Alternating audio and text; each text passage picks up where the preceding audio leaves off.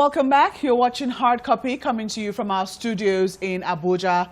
Our guest tonight is Senator Kwankwaso, a lawmaker and a presidential aspirant contestant on the platform of the People's Democratic Party. Now, quickly, Senator, which one of the strands of restructuring do you think this country is in urgent need of? Or do you think that all the strands are, correct, perhaps? You see, if you look at the National Assembly as it is constituted today under the 1999 Constitution as amended, I mean, all these issues can be put on the table. And of course, Nigerians will debate it. And whatever can go through the screen that is already established by the Constitution, so be it. I don't think there is any issue there. The reality is a responsible government should listen to the people. A responsible government should always give an opportunity for people to air their views, for all these issues to go through the rigor of the Constitution as it is today in this country. Can I ask you specifically, where do you stand on state police? Well, the issue of state police has been on the banner for a very, very long time in this country. And on one hand, I am one of those who were supporting the police, the police owned by states in this country. But some of the recent developments that we have seen, especially in many states, make it a little bit, people have to be a little bit cautious. People have to study it and make sure that if we have it on the ground, is being utilized effectively in such a way that it benefits the people. We have seen states today in this country where governors are fighting opponents, where people or states are using it for so many other things that can be very dangerous to the democracy itself. So I think the debate is still on. People are divided on that.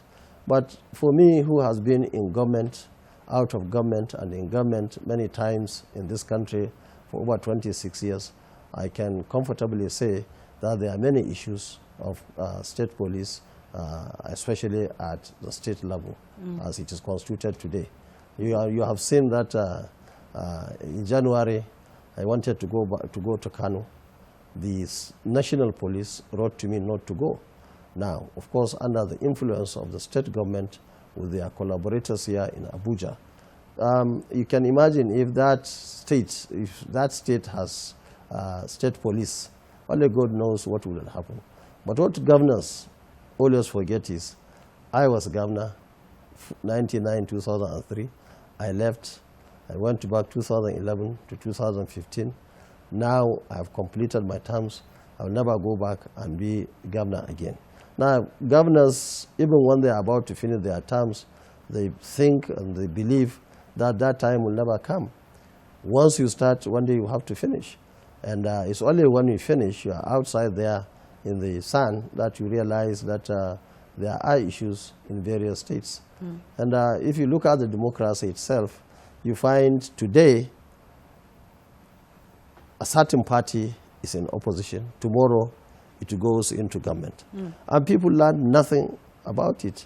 There are questions as to what you have learned from that. I mean, that's one. I'm going to come to that question in a moment. But then I would like to ask you, as somebody who has been in and out of government, somebody who has been on the receiving end of a number of, what's been happening in the country in recent times, if at the end of the day you do get the ticket of your party, to run as president, what will be your agenda? What will be the agendas that you will be pursuing? What will be your priority for this country? Well, first of all, if I may summarize it, I would say the welfare of the people in this country.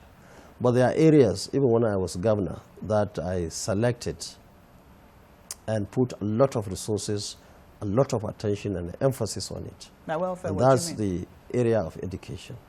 Education is very critical and is very important in this country.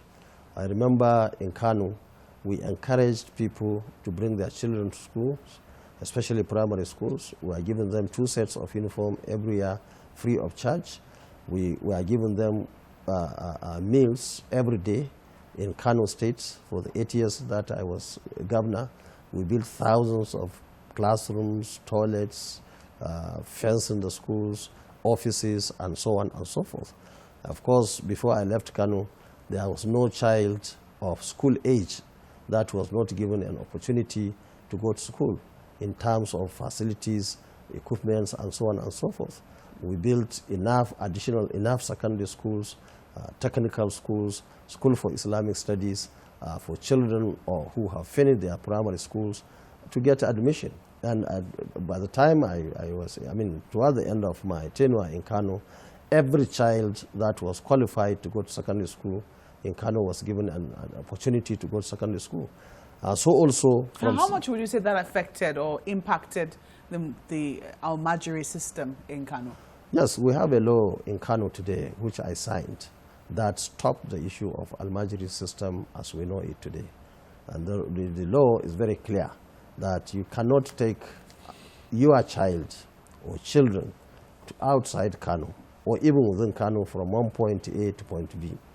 We made it in such a way that schools were established in those local governments, in those wards and so on, so that people can take their children to those schools.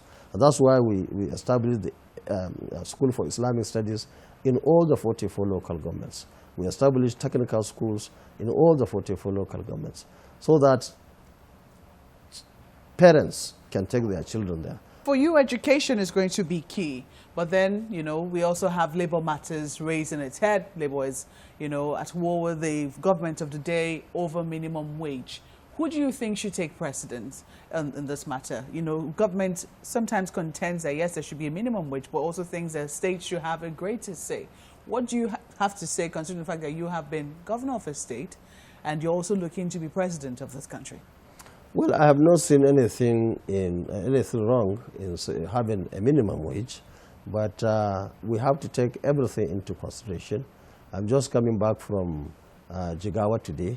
The minimum wage in Jigawa and that of Lagos, one has to make a reasonable comparison and look at the realities on the ground before you say that this is the barest minimum government and other organizations should pay their workers.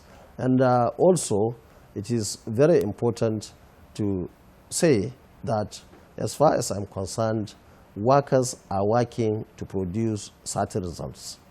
And that results must be there. It is very important. If you look at the law, whatever, and all reasons why you have staff is to produce results. It's not just the welfare to pay people salary. And I'm happy to say that in Kano, before I left government, in fact, last two budgets we had, we turned what we met, where you have about 70% as recurrent and 30% capital. By the time I was leaving Kano, 75% of our resources were on capital. Only 25 were for recurrent, salaries, allowances, traveling, keeping government moving, and so on and so forth. Corruption is not going to be an important issue for you? Certainly. You see, but the especially when you consider the fact that you were indicted once by your state government over corruption. No, that one matters. is political. That one is just political. I'm sure he must be regretting it now because it doesn't hold the water. If anybody has got, he should take it to court. You would have taken it to court.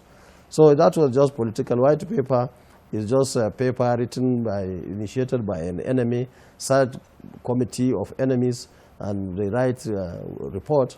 If you have any serious issue, go to court, and court will give its verdict.